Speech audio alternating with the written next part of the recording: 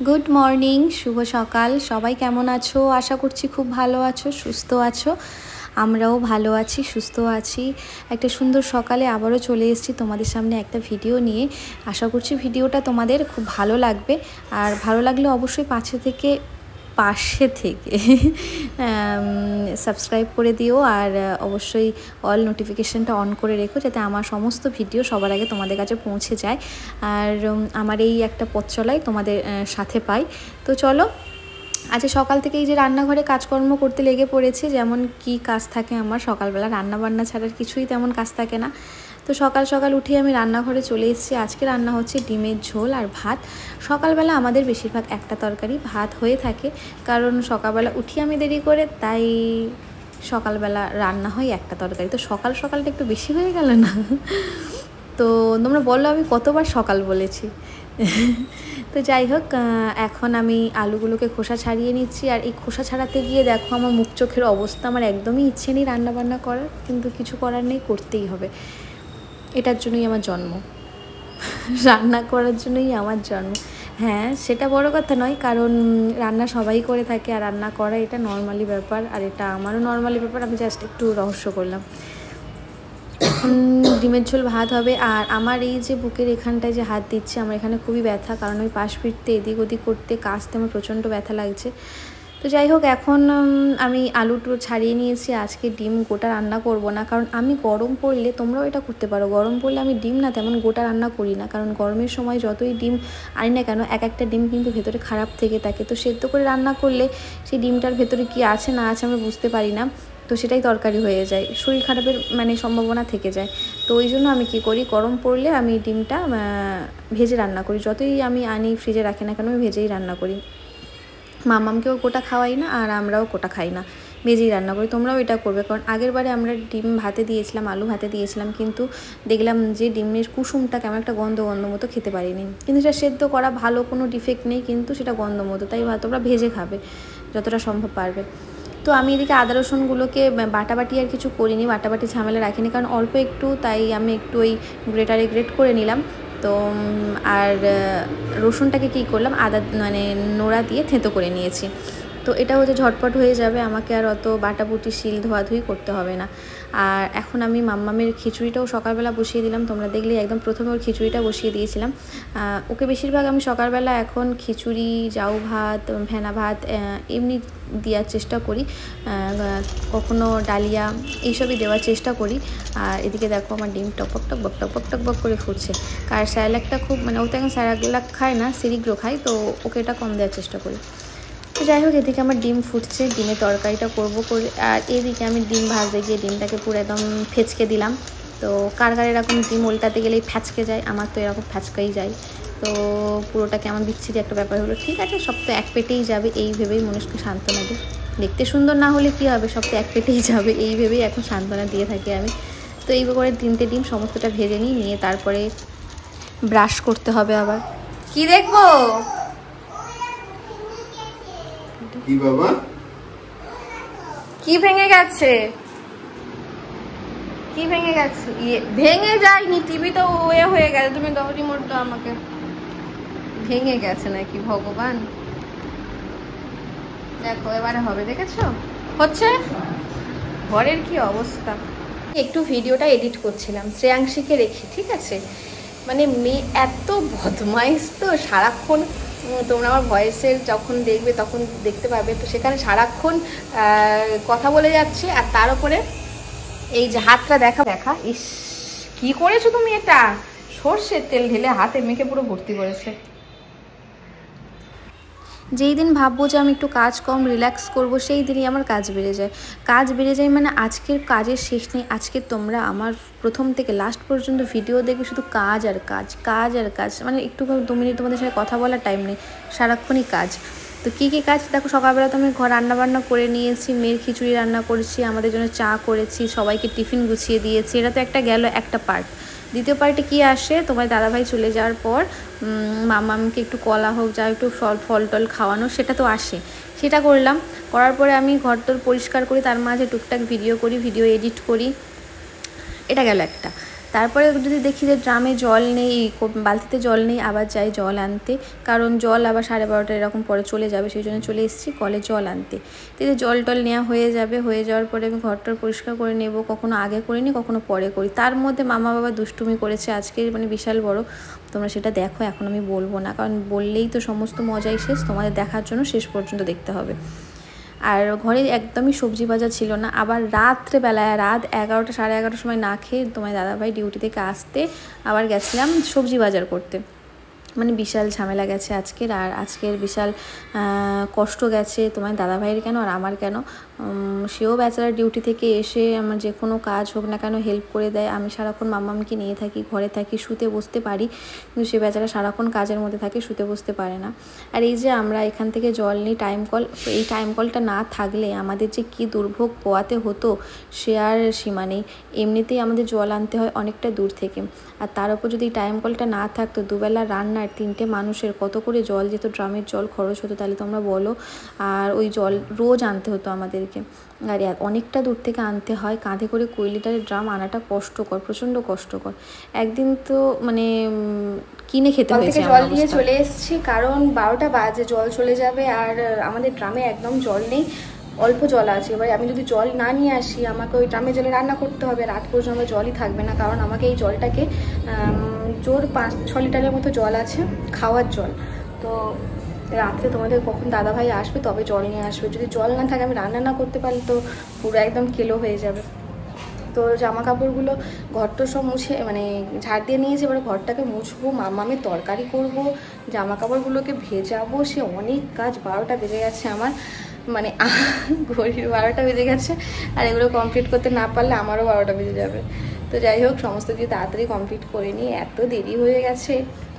আমি যত ভাবি যে তাড়াতাড়ি উঠবো, তাড়াতাড়ি কাজকর্মগুলো স্টার্ট করবো, তাহলে সমস্ত কিছু আমার কমপ্লিট হয়ে যাবে, কিন্তু আমি একদমই উঠতে পারি না। আমার সেই উঠতে উঠতে 8টা বেজে যায়, আর রান্না বসাতে বেজে 8:30, কারণ আমার আধ ঘন্টা লাগে ঘুম ছাড়াতে, আর যত কাজ আমার বেলায়, সকালবেলা এত আলিশি লাগে। তো যাই হোক, সমস্ত কিছু করে নিই, তার মাঝখানে মাম্মামের আবার পটি পেয়েছে, তো করে নিই সব কিছু তাড়াতাড়ি, পরে তারপরে কথা বলছি। এবারে মাম্মামের তরকারি বসাতে এসছি আমি, আর এই যে আমি ক্যামেরাটাকে সেট করার চেষ্টা করছি, কিন্তু কিছুতেই আমি ফোনটাকে ঠিকঠাকভাবে রেখে সেট করতে পারছি না, কারণ আমার কোনো স্ট্যান্ড নেই। এটাই সবথেকে বড় কথা, আমার কোনো স্ট্যান্ড নেই। আমি যেখানে পারি সেখানেই ফোনটাকে রেখে ভিডিও করি।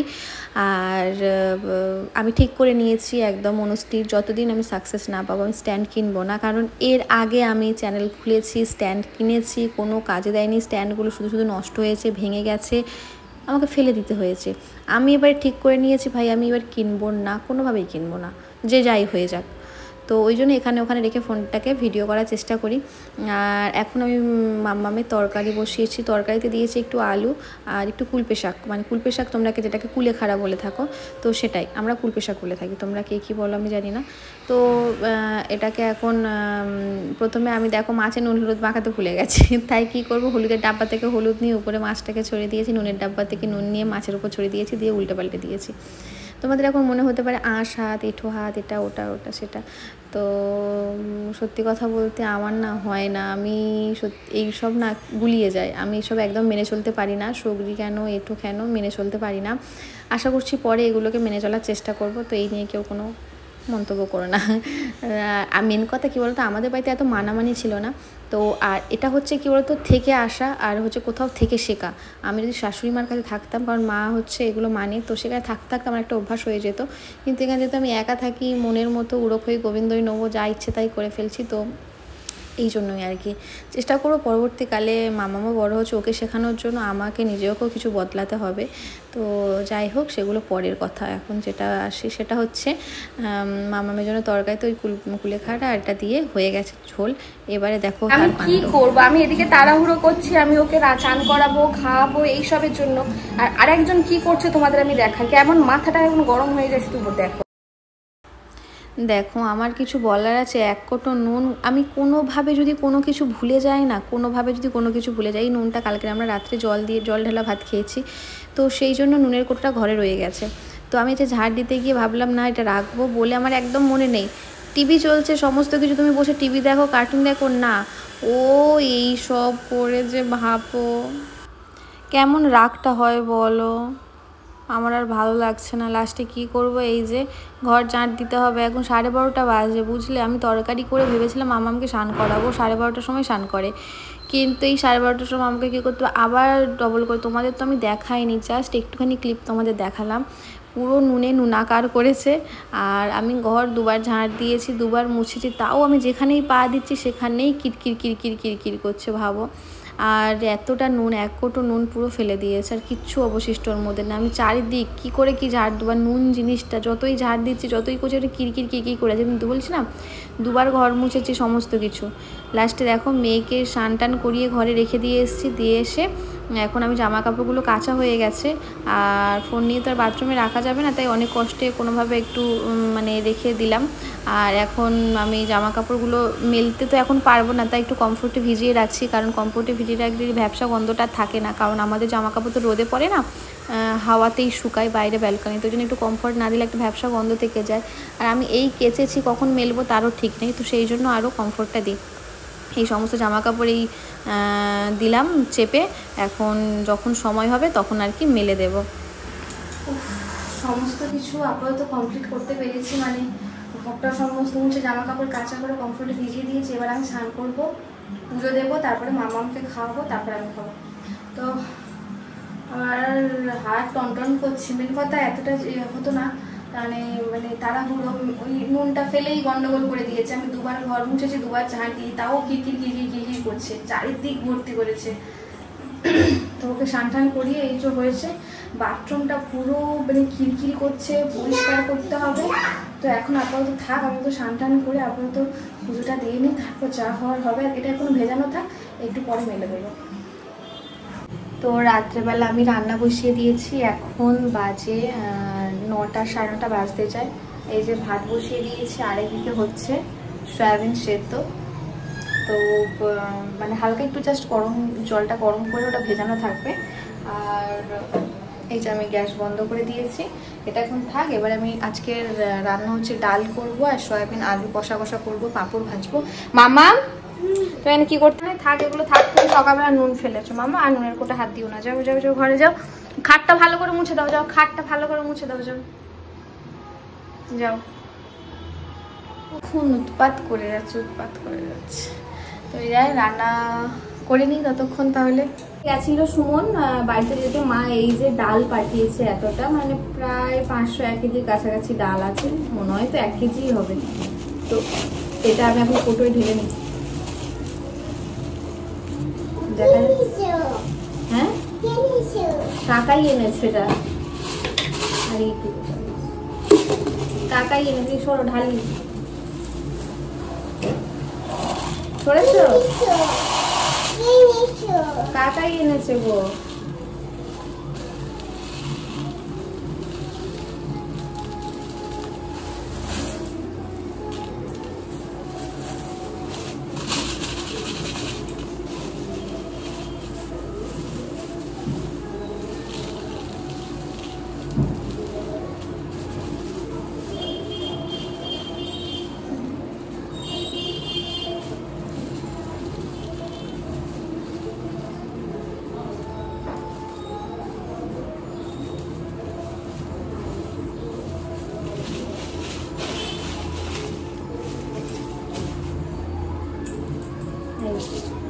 একদম 1 কোটো ডাল। তো এটা হচ্ছে আমাদের দোকানের ডাল, তো একদম ছোট ছোট দানা, একদম ছোট ছোট দানা, এটা খুব ভালো সেদ্ধ হয়।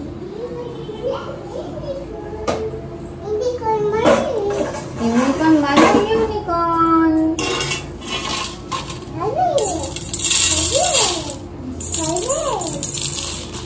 এই যে আছে ডাল রান্না করবো না, এই ডাল তুমি কি করবে, এটা আমি রান্না করবো, সবাই খাবো না। তুমি ডাল খাবে তো, তুমি ডাল দিয়ে ভাত খাবে তো মামা? চল থাক, যাও ঘরে যাও, থাক থাক, নষ্ট করো না, নষ্ট করো না, ওঠো ওঠো। আমি ডালটা সেদ্ধ বসিয়ে দিই, যাও।